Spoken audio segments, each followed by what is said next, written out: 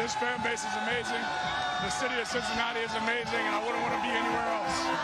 Desmond fakes a handoff, runs to the right. He's got all sorts of room to the 30, 25, 20, 15, 10, 5, touchdown! Bearcats! 20, 25, toward the middle of the field at the 35, and he is gone!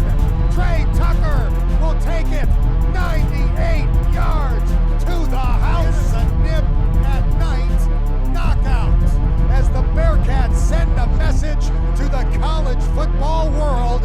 Did you see that? Howdy, folks. Welcome back to VIVA LA CATS, the Cincinnati podcast repping the 1012 network. I am your host, Justin Hiles, accompanied by my great friend, Steve Maurer, and we cover all things Bearcats every single week on our live Spaces reviews, which we do over the weekends. We did our first one for this season this past weekend and our weekly episodes, which you're listening to now. So without further ado, talking about things that happened this weekend. Is it time to have the capital D dialogue here? I mean, are the Bearcats good? Are we good? Charles Barkley, we are going to start a dialogue. We just might be, Justin. I'm going to use a caveat and say maybe. Just maybe. Yeah. Just maybe. Because, we still got a lot of ways to go, but numbers are liking us right now.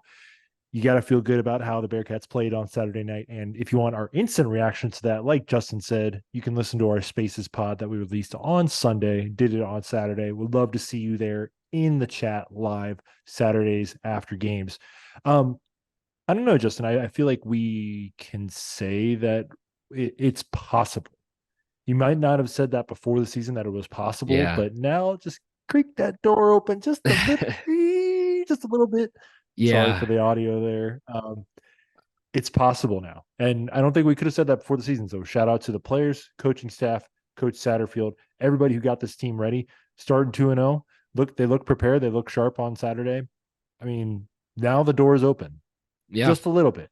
We can keep busting the door open, but right now it's open.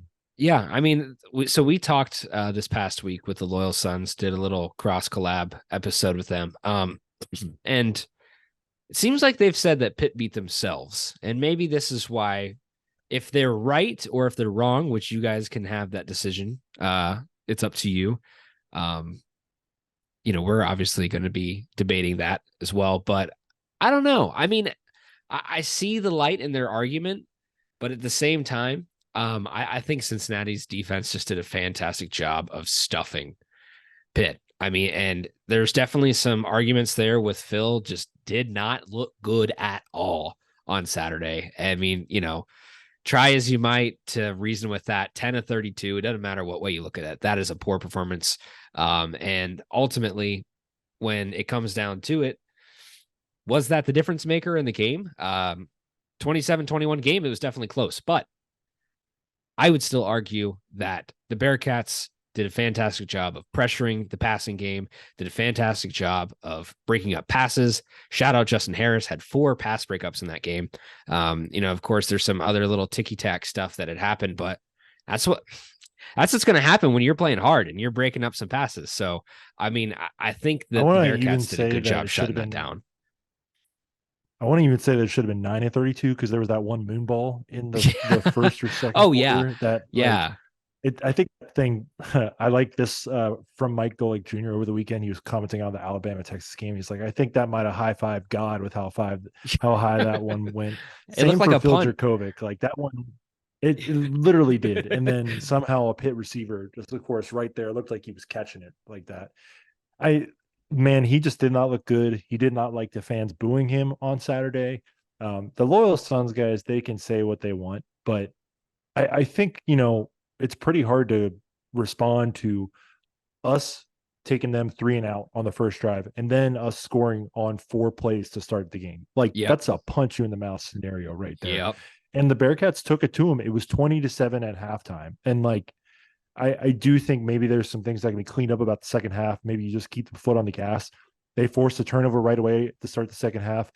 They had the momentum and they were up 27-7, Justin. This was there's a game score thing that Parker Fleming at Stats Award does on Twitter where it's measures, and he calls it like, did your team really get beat that bad?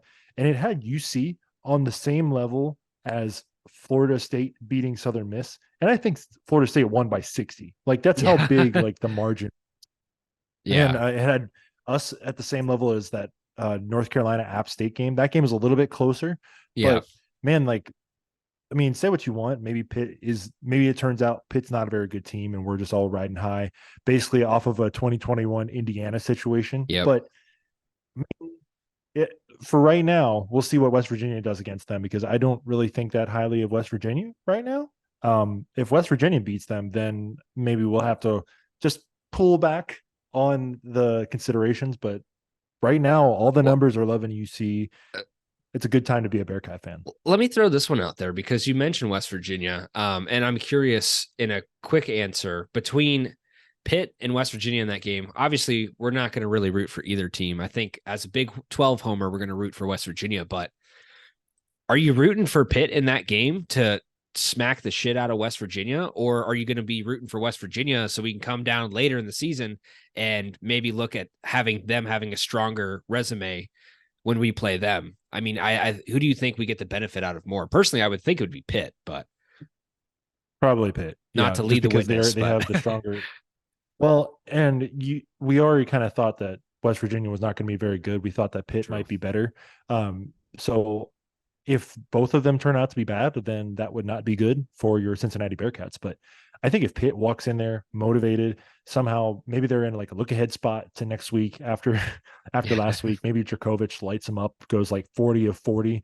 They should be a lot better at running the ball. And I think UC has a much better defensive front seven than West Virginia. I haven't really looked into West Virginia's front seven, but just the amount of dudes that we have, like it's really hard to match up with us on that line. So maybe Pitt was just understanding that, trying to go away from that. They didn't really have much success running the ball, to be fair. So yeah, that's fair. But I did hear on a couple of post-game shows just from the national media, if Phil Dracovic is throwing it 30 times, there's a problem. Yeah. So, yeah, man, there was though. The only thing they were right about in our pregame preview, he has a lot of late stage Ben Roethlisberger in him. Like, oh it yeah, man, it was hard to take him down. He did not fumble the ball. He like hobbled his way out of sacks and somehow threw the ball. It was mostly incomplete though, unlike Ben. Ben always somehow made a completion out of those. But it was nice to see that. And then, like I said on the post-game show, and I'll say it again, the boys were hitting hard. Like that Eric Phillips play, you can see it. Oh, football tweeted it out, man.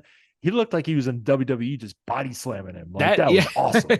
That looked like a straight up, like, when they go like back off the ropes and then they run middle of the ring and then they like run into each other and boom, and they like flip across each other. That was the kind of shit that happened there. That was crazy. I mean, there was, like you said, there was a lot of really hard hits in that game. And like, I mean, coming from the offensive and defensive side of the ball, again, we went into it really heavily detailed. So check out the show from this weekend. But Corey Kiner leaning into hits, like the offense was really pushing it too, and they were trying hard.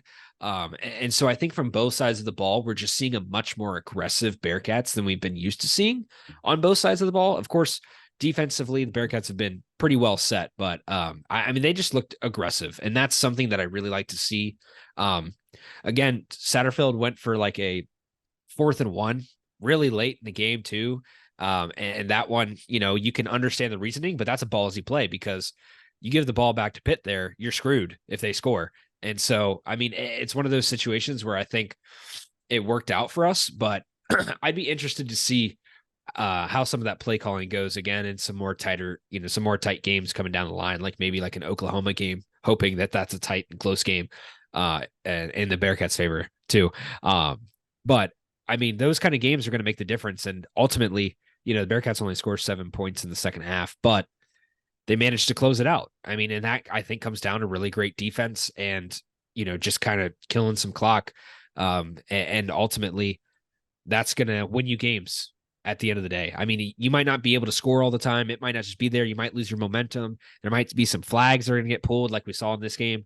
And once that stuff starts happening, you lose your momentum. You have to be able to control on one side of the ball, at least either put up points or shut down the other team. And we did that. So that's going to win you those games later. And if we can keep that mentality for the rest of the season, I think the Bearcats are going to win a lot of those close ones, because I'm sure we'll have a few of them. We didn't really cover it on this show, but we are on our weekend show, but the updated ESPN matchup predictor has the Bearcats going 11-1. So say what you will, but there is a little bit of belief from the computers that the Bearcats will do well this season. And now, from the not so I will computers, just add the caveat real quick. Sorry, No, I will go just ahead. add the caveat real quick. ESPN's analytics have been known to be quite bad. Oh, So yeah. let's just all take that with a grain of salt. Well, they also would have told you but, that Alabama was going to beat Texas, and here we are, still horns down. Don't believe in them. Regardless, the non-computers also believe in the Bearcats. There are a couple. I think it was like 3 votes for the Bearcats in the AP poll. Yeah, but 3.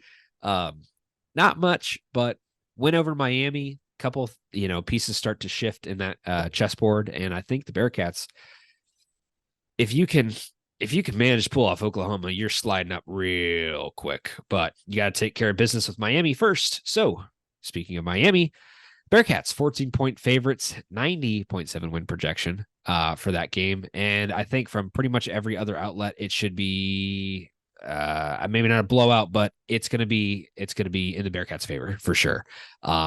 There are going to be some names to watch, and we'll go into those as well. But initial feelings on Miami, Steve, what do you have?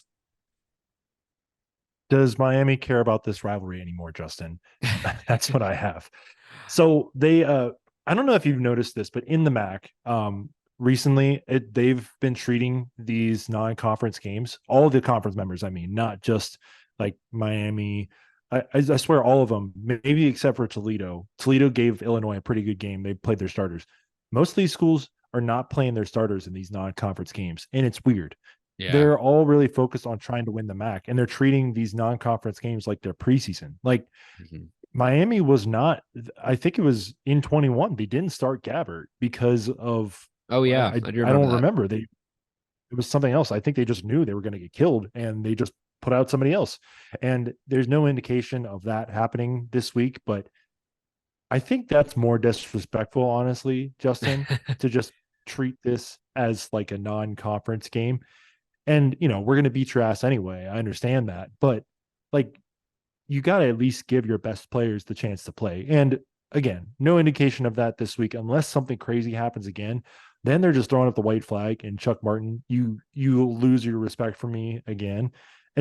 I just don't understand it, man. Like, well, why, if it's a real rivalry, why wouldn't you care? Like, they greased up the uprights at Miami in 2017. That was the way their that best I chance. look at it.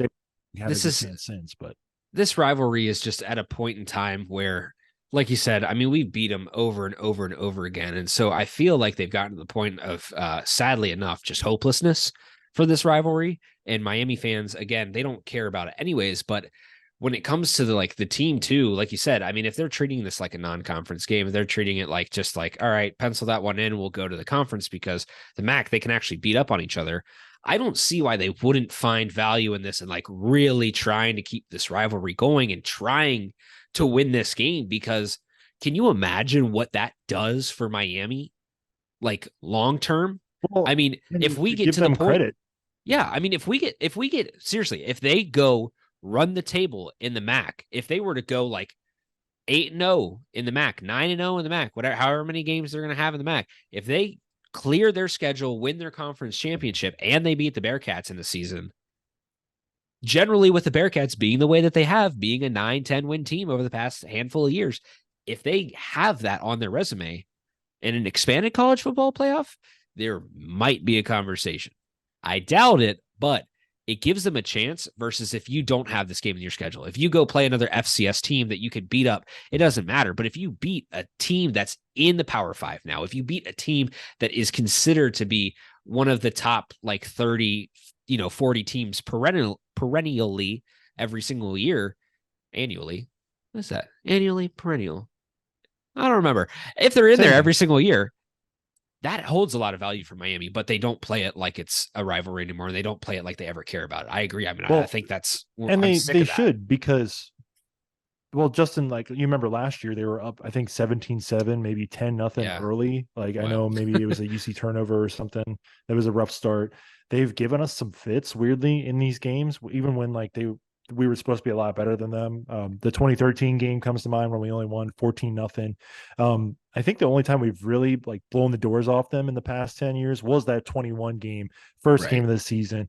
And, it was just like no contest. They Yeah. just completely kicked our ass. I don't know. I want this to be a rivalry because I think rivalry trophies are cool. I think this is cool.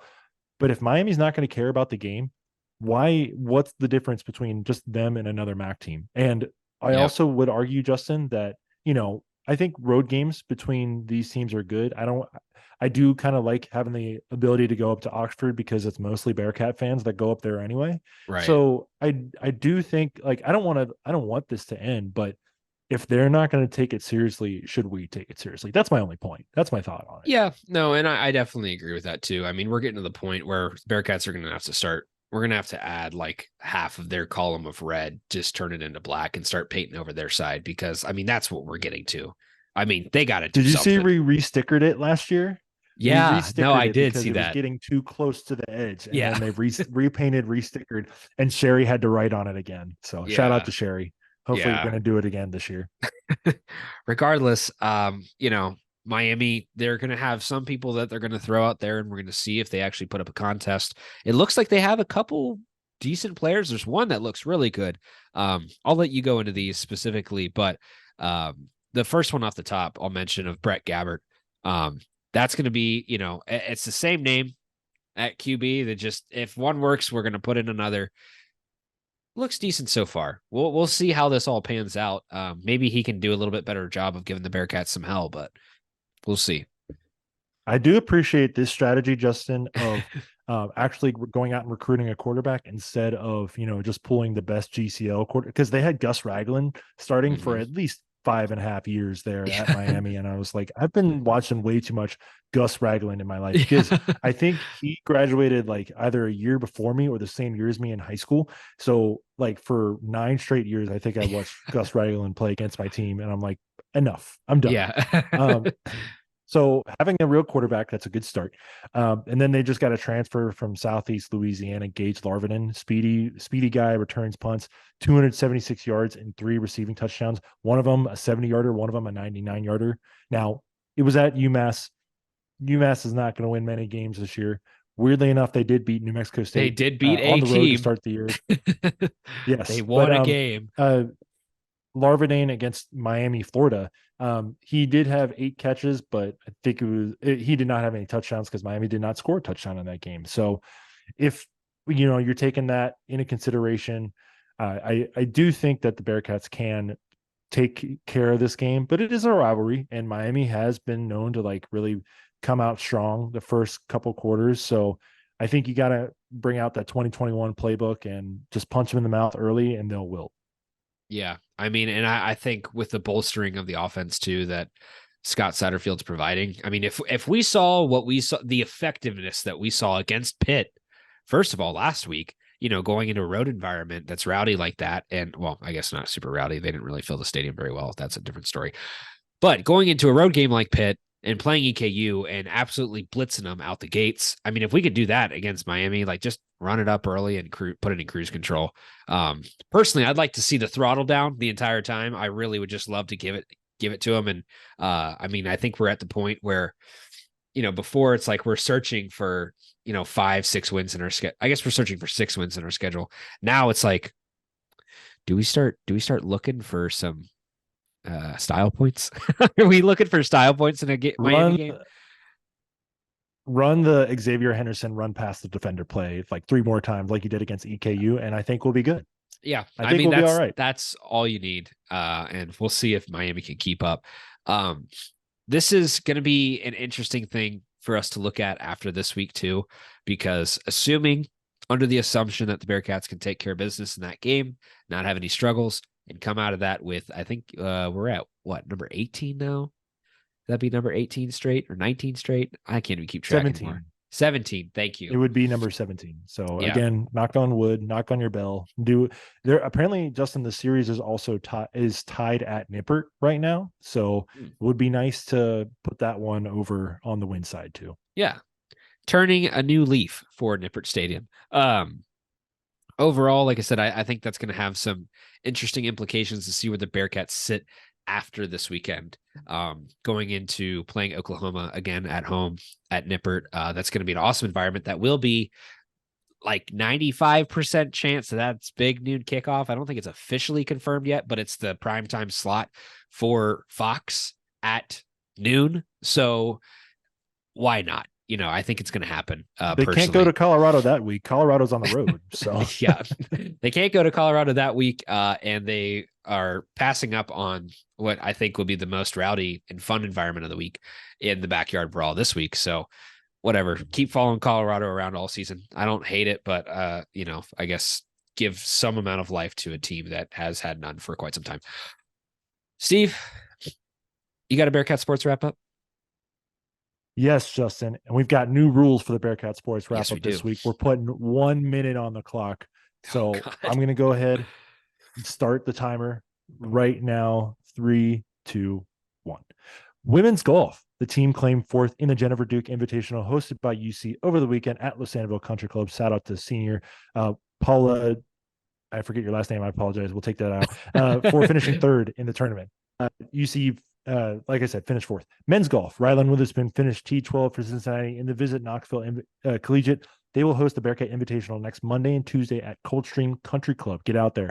Soccer. The women drew at Butler on Thursday 2-2 on amazing equalizer goal right at the end, and unfortunately lost to Pitt 2-1 on Sunday at home. Big 12 opener this week as they visit K-State on Thursday. I think this is just in the first official Big 12 conference match for the athletic department overall. So pretty exciting. Go watch that. Volleyball, they split matches this weekend at home with South Carolina to improve to 6-2 on the season. Bearcats will play against Butler and at Wright State in the True by Hilton Dayton Beaver Creek Invitational this upcoming Friday and Saturday. Tennis. I agree. Tennis, the women will start their fall season by heading up to Harvard this weekend and playing the Harvard Fall Classic. And I missed the timer. Sorry, everyone. Disappointment, but got to shout out all of our sports. Milliseconds, just we're working. I tried to shout out our senior there on the women's golf team. I'll pull up her name, but great weekend. Some good results for the Bearcats teams. Like we said earlier, use your ESPN Plus purchase for more than just football and basketball. All the sports are usually on there, so go ahead and watch them. That's a fantastic point. ESPN Plus, y'all got to figure out something. I cannot keep paying for ESPN Plus and not have an ESPN game. That is just bullshit. I'm sorry. Figure it out. And by the way, I shouldn't have to pay for a cable package. Golf. Yes. Charter's going to figure that out for you. Don't worry. Charter and Spectrum, they're your friends in this argument. By the way, senior Paula Rosario was the Bearcat on the women's golf team who finished third overall at the Jennifer Duke Invitational. So shout out to her. Great job. Keep doing what you're doing. That Cincy Reigns series that Dante had with the golfer that is also escaping my name right now. I'm pulling it up. I apologize. Is it Brooke? Excuse me. Yes, Brooke Patterson. Terrible radio by me. I apologize. But shout out to the women's golfers, man. Let's go support them. Let's go support the men. Go support all of those sports.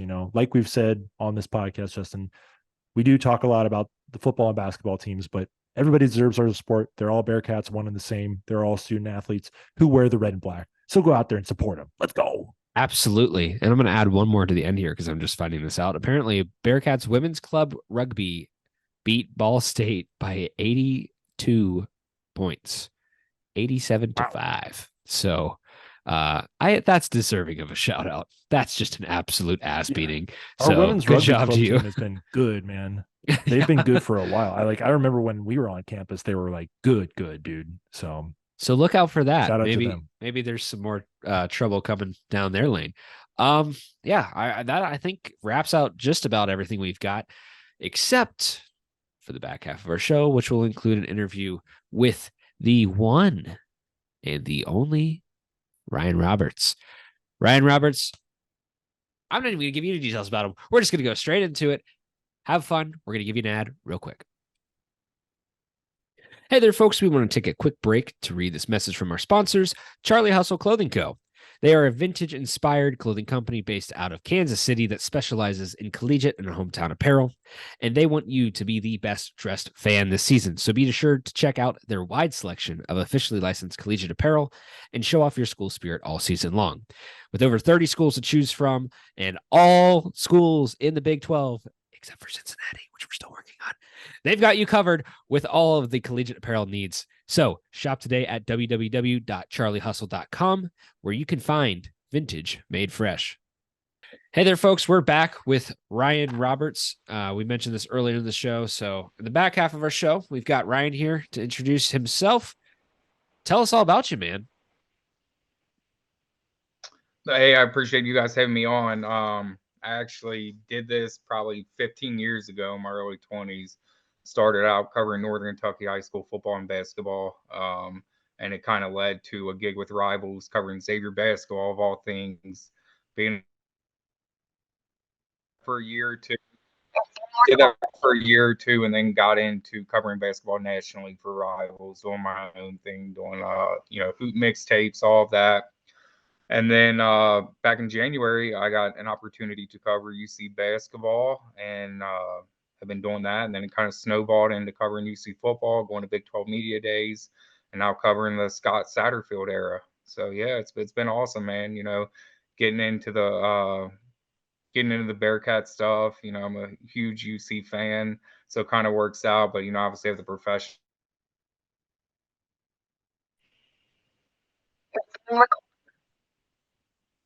Yeah, so thank you for joining us, by the way. Appreciate it. Like I was telling you before, it's great to see another person covering the Bearcats and giving fans that access that we are craving, and especially as Yeah. the Big 12 move happens, there's a lot more definitely day to day, week to week that fans might want to hear from. So, yeah, and you've been in person, you were at the Pitt game on Saturday, Yeah. you've been able to attend the games. Justin and I were away from the team. I'm in Arizona, he's in Tennessee. Yeah.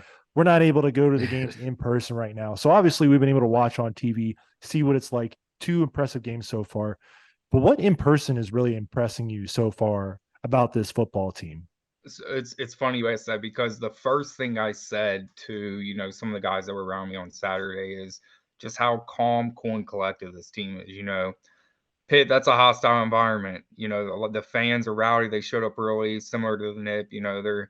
They're shouting things at the players, but the thing that kind of got overlooked during all of the preseason hype and rankings, where they were picked 13th in the Big 12, was how much experience this team has. You look at Emory Jones, Jawan Briggs, Malik Van, so much experience on this team that these atmospheres just don't phase them. You look how loose they were during warmups. They're having a good time.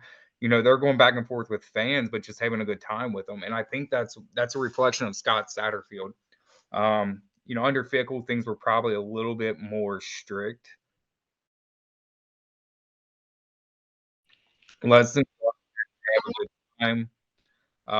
And I think his personality is really wearing off on his team. And you see it during work, not just workouts and preseason activities, but also in the game as well. They don't get rattled. Yeah, and that's a big thing. Like I definitely, you can see in the way that they play, you can see that the way they approach the game, they still got that same kind of swagger that they were carrying before.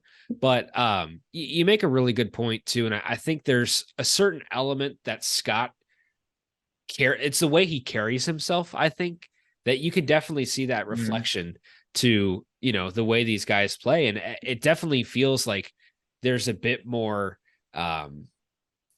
the momentum feels a little bit heavier with these guys. It feels like so far they've been able to come out swinging a bit harder, and they're able to get going a little bit faster in the ways that I feel like with a lot of the Fickle teams. Granted, we're only 2 games in, but a lot of the Fickle teams, it felt like you kind of had to prime the engine first, and you had to, take the cold start to some of these games, and eventually then the engine gets going and you start turning. But, I think pace wise, things have seemed to be going really well.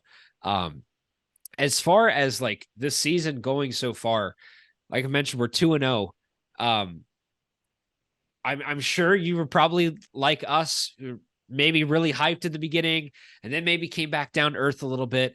Where are you at now after starting off 2-0 for the Bearcats? So I kind of thought from the beginning, seeing the spring game and kind of having a chance to watch some of the workouts, I thought them a lot of that had to just do with their experience. You look at D. Wiggins, Emory Jones, Sterling Burkhalter, Aaron Turner. These are all guys that have played a lot of ball. Taj Ward, Justin Harris. These are dudes that have a lot of experience. Brian Threats. They've sat and waited their turn behind guys, Sauce Gardner, Brian Cook. So there's a lot of experience with this team. Going into the season, I thought the two keys were how well is Emory Jones going to play and how well is the offensive line going to gel. Through 2 games, Emory Jones is completing 75% of his passes, and the offensive line has produced a running back with over 100 yards both games. So, I mean, it's hard to not be excited because, going into the Pitt game, a lot of people thought, Pitt's going to out physical the Bearcats. This isn't a Luke Fickell team. And I think if you looked at that Fenway Bowl, even granted, a lot of guys were out for both teams. The bottom is the ball on pretty much ever.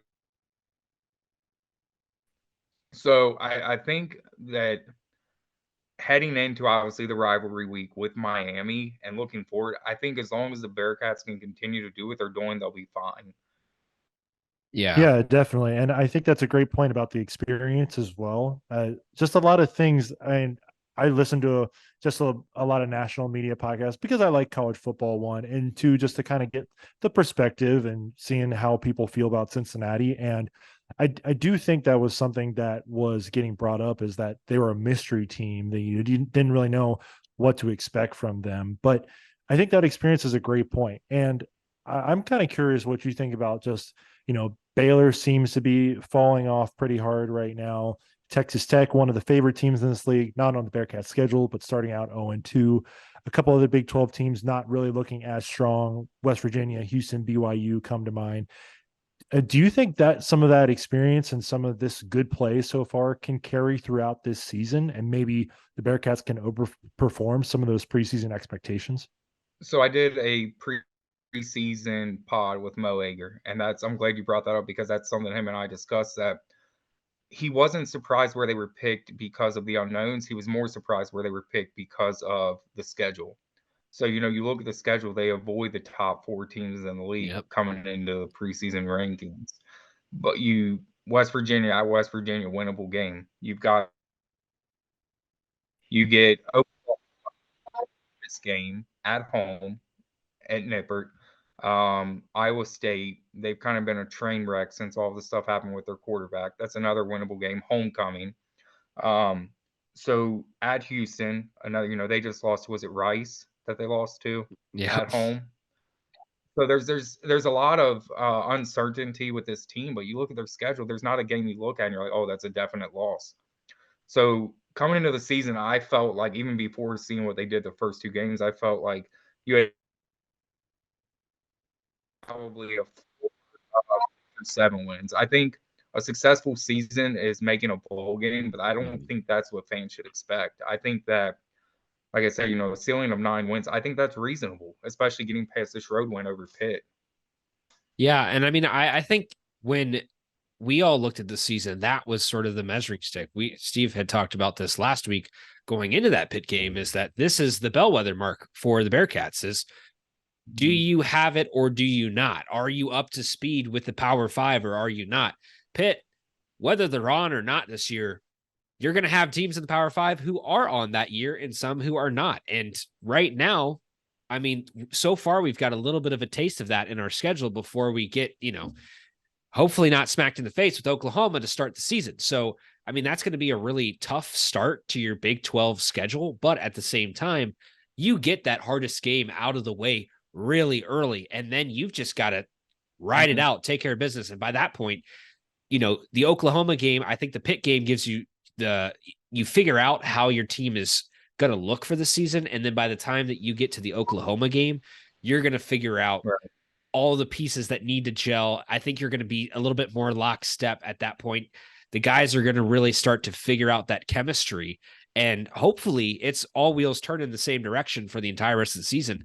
And I don't see why they couldn't coast from that Oklahoma game all the way to the end. I mean, it would seem unreasonable given what the experience that we've had as Bearcats fans. Of course, we're going to chalk them up to being great, but to not be able to ride that out, I don't see how it has to be possible. It's not an impossibility anymore. Right. We can do it. Well, if you look at the guys that the holdovers from the Fickle era, these guys have won a lot of games. Taj Ward, he's won a lot of games. Malik Van, he's won a lot of games. Jawan Briggs won a lot of games. So I think the biggest thing is there hasn't been much difference in culture with this team, and it's because of so many old guys from that Fickle era and from other programs that have kind of just made this transition seamless. Yeah. Well, and do you think that some of those guys from, this team going forward, do you think there might be, we're really early, but do you think there might be some kind of sophomore slump next year when you get that first real year of Satterfield where you're kind of retiring out a lot of the old Fickle veterans? I don't think so, just because you look at the transfers that came in. Xavier Henderson, he's had a big impact. Donovan Ollie, Aaron Turner, D. Witt. All of these guys have shown that they can play at a really high level. I mean, Luke Kandra on the line. The offensive line, I think one of the biggest reasons the offensive line hasn't been talked about is because Luke Kandra has helped with that transition and this outside zone run scheme.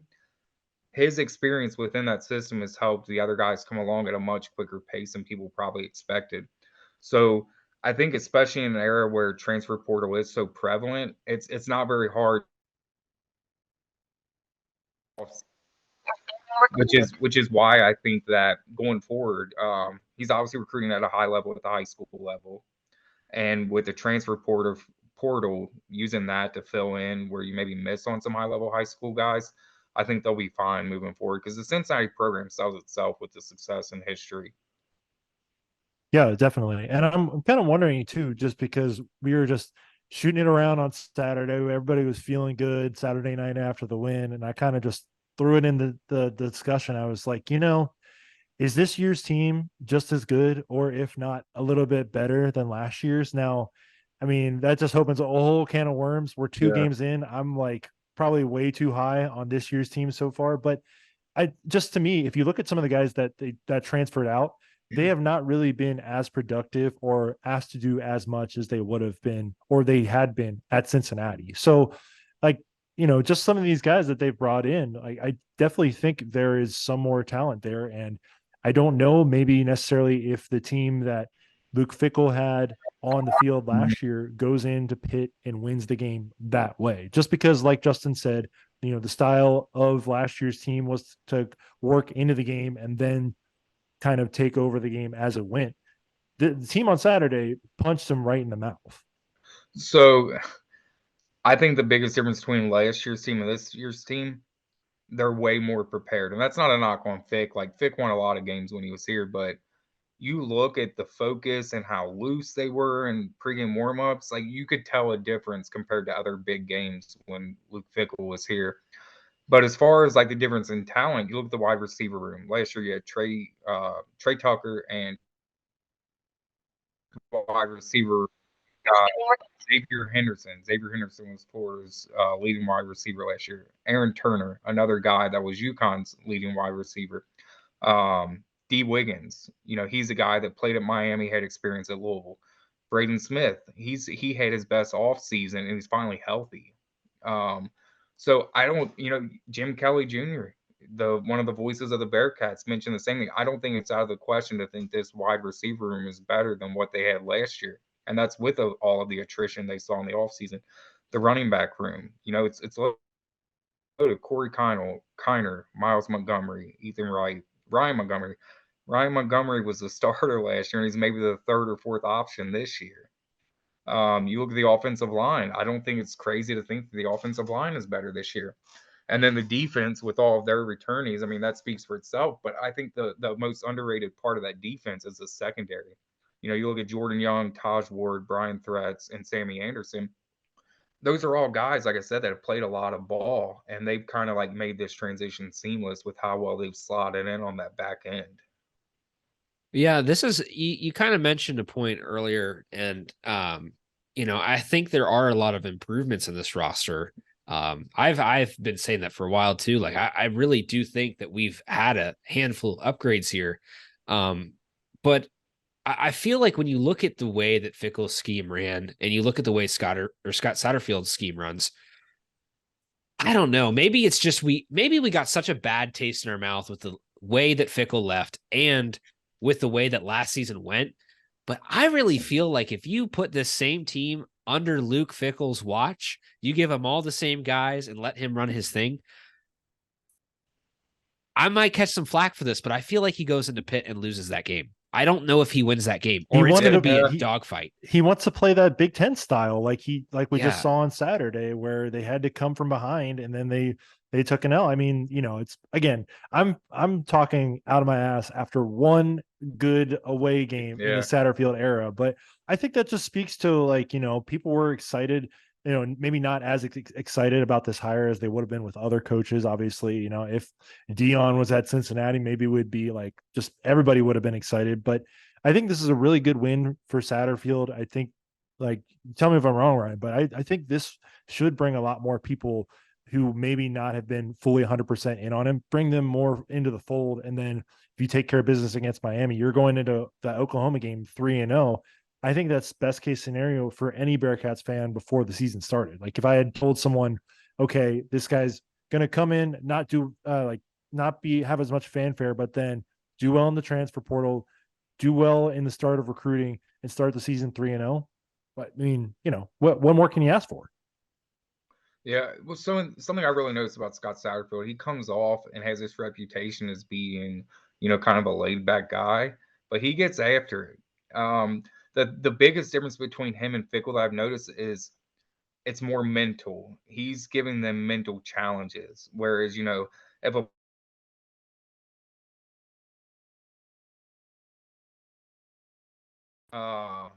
Fickle would say, hey, that play didn't run right, let's run it again. And they would keep running it until he was satisfied with. Whereas Satterfield, he says, all right, we're moving on to the next thing. And then they go and look at it on film. So it's a lot more mental with Scott Satterfield than it was with Luke Fickle. But he made a statement today that kind of caught me off guard because I hadn't heard him say it yet. And it's, if I call a play, I expect it to be executed. And that's something that's being instilled in the players. So they kind of have an understanding and an agreement, more or less, that, hey, if he calls this, he's expecting us to run it to perfection. The perfect example, the Braden Smith end around pass to D. Wiggins.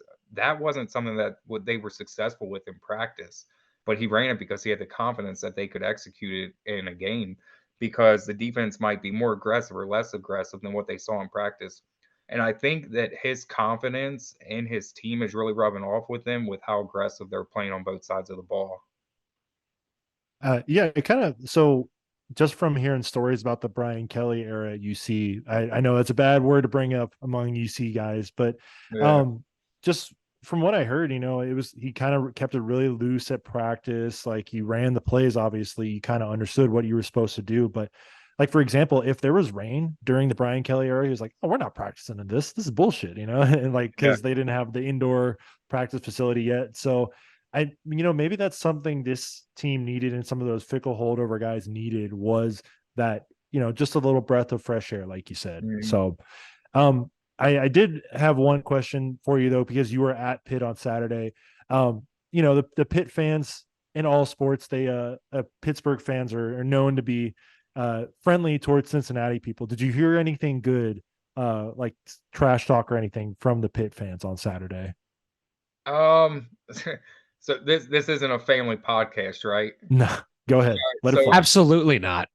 Get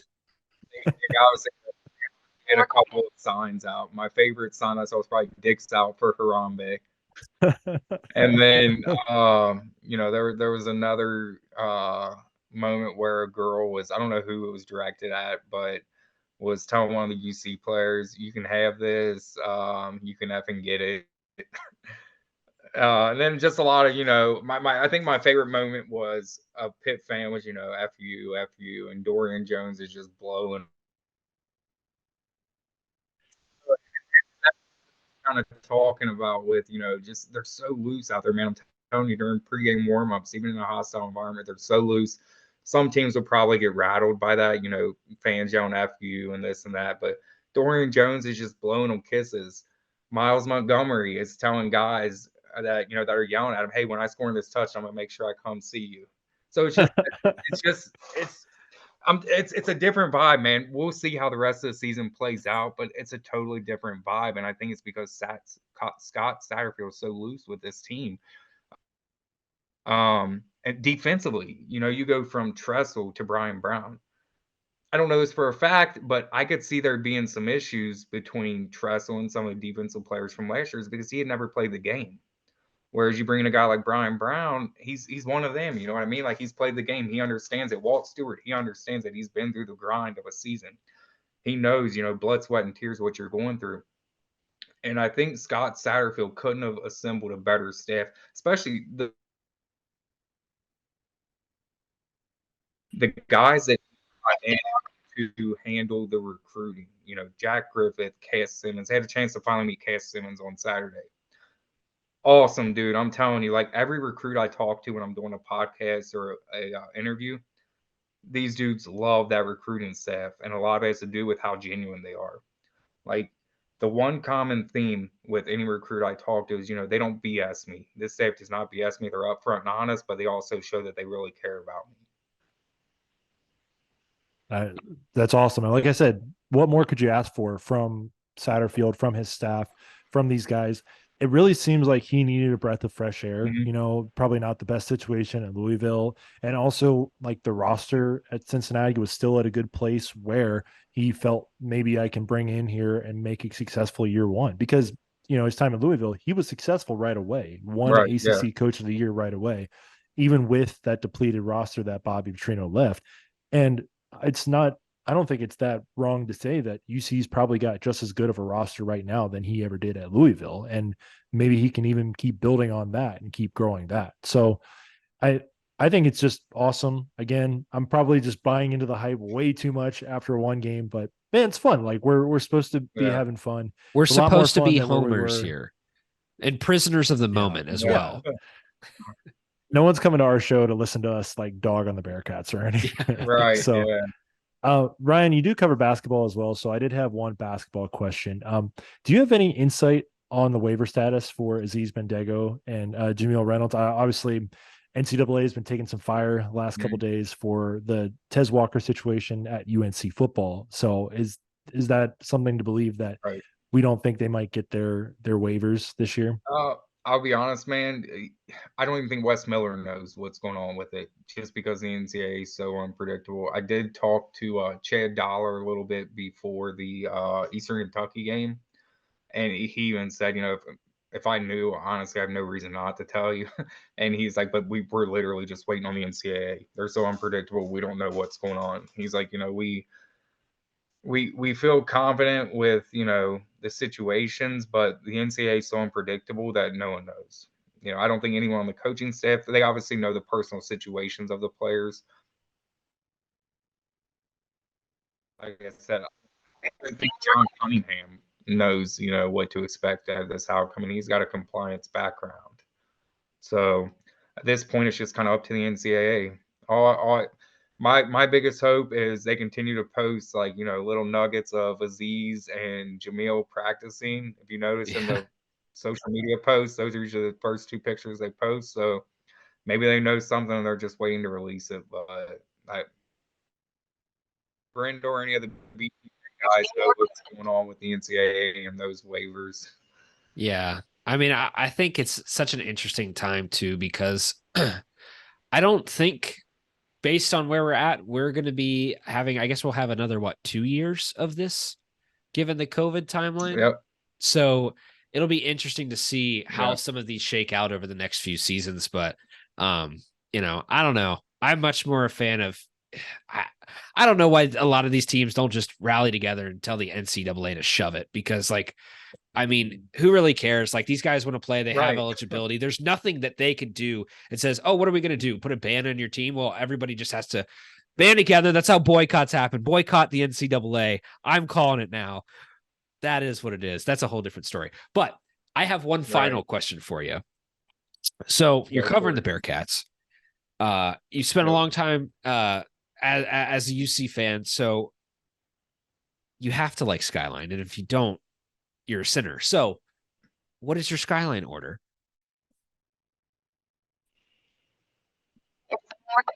My thoughts on Skyline. I mean, I like Skyline. I grew up in Northern Kentucky, but I mean, I always prefer Skyline over Gold Star. Okay, good. But what's funny is, you know, I've talked. I'm not going to put them on blast, but I've talked to a couple recruits, and they're like, "Yeah, I didn't like it." But then there's other kids that absolutely loved it, like absolutely loved it. Like, I didn't know, you know, you guys are there, but it's legit. I will say the one thing that a lot of the recruits have really liked is the Eagle.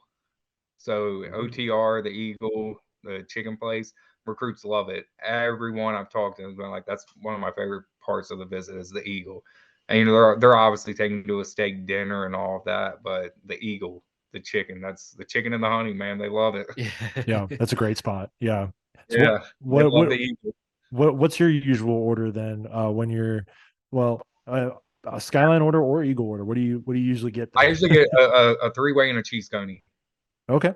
Nice. Yeah, that's quality. That's the way to go. I'm not a fan of the hot dog, so it's usually the chili cheese sandwich. But I do always get a 3-way anytime I go there. Interesting. Yeah, I'm kind of the opposite of you. I'm not really like crazy about the spaghetti and the chili together, but I love the Toledo and I love the cheese coney. So, but yeah, I mean, chili cheese sandwiches, can't beat that either. I mean, to put it frankly, actually, that's a really good pun. I didn't even mean to say that. But to put it frankly, there's a lot of different options on the menu. But I'm going to put my friend here on blast, and I hope he finds this and listens to this. John, you can't go to Skyline and order a hot dog with ketchup and nothing and a cup of cheese. It is a sin. Order the damn chili. John, you're being put on blast. And if you go to Skyline, you have to eat the chili. That's just how it is. If you don't like it, don't go to Skyline. But don't go to Skyline and get a hot dog. You can get that anywhere. That's all I have to say. Have you guys heard of The Godfather? What Dante Corleone used to eat there? Oh my gosh, that's so much food. Dante's obviously a big dude, but how can you sit there and eat that much food in one sitting? That's like enough to feed a small family. And how else are you supposed to crush chairs in press conference? Oh, did you hear about that? We saw the video. That was awesome. Yeah. It was so funny. Emery's reaction was just like, just a quick. It's perfect. So I was one asking Emery the question, and I see it like out of the corner of my eye. I see what's going on, and I'm trying to keep it together and not just lose it. And then I see Emery do this, and I'm like, oh man, I got to finish my questions. I'm gonna lose. I'm getting ready. It was so funny. And then seeing Zach Stipe, he's 5'9", 5'10", maybe 185 pounds, trying to help with Dante Corleone. That's the best part of it. But it's all good, man. Dante was a good sport about it. Apologized and said, sorry to ruin your guys' interview. But no, it was good, man. That's what I'm saying. This team's a lot of fun to cover. Like even talking. It's just, I'm telling you, man, like there's something different about, they could not win another game this season, but there's something different with just how much fun this team's having together. And hopefully it translates to some wins the rest of the season.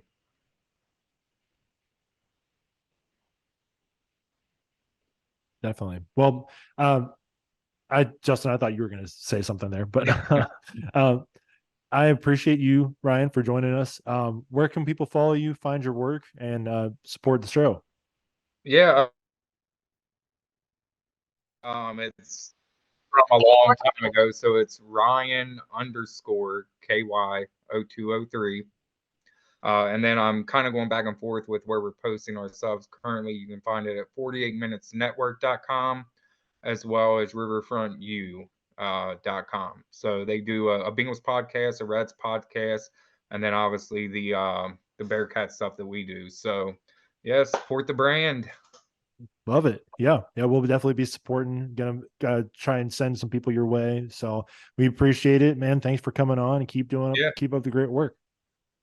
Yeah, absolutely. Let me know when you guys are in town for a game and we'll link up. Yeah, We'll do. Sounds good to me. I might be looking at Oklahoma, so we'll see. I'm still undecided. I'll be there, man. Big noon kickoff. Yeah. Well, Yeah, actually, that'd be awesome. here's a question for you. Are you by chance taking the road trip to BYU? No, I'll be in Destin, Florida that week. Oh, okay. Yeah, You say both Steve and I will be there. Yeah. So I'll be covering the BYU game from a beach. So Can't beat that. That's a way better place to cover the game from. Yeah, but I'm gonna try to go to Oklahoma State, and I'm for sure going to West Virginia. Nice. And then the Houston, I'll be honest, man, I've been to Houston before. I have no interest in going back to Houston this year. So I think I'll go to Oklahoma State, and then I'll be there at West Virginia, and then obviously all of the home games. Now basketball, I'll be a lot more active. I'm gonna go to Kansas, gonna go to Baylor, TCU. I have friends down there in the Dallas area, so I'll definitely be covering a lot of the basketball road games. Perfect. Well, we'll be looking forward to seeing you around, man. It's nice to have a new but also familiar face at the same time. So yeah, we'll be on the lookout for you. And again, everybody, you can find Ryan over at Ryan_KY0203 and be on the lookout for some of his stuff. He's very fun to talk to, and we've enjoyed his presence here. So again, thanks for coming on, man. Appreciate you guys.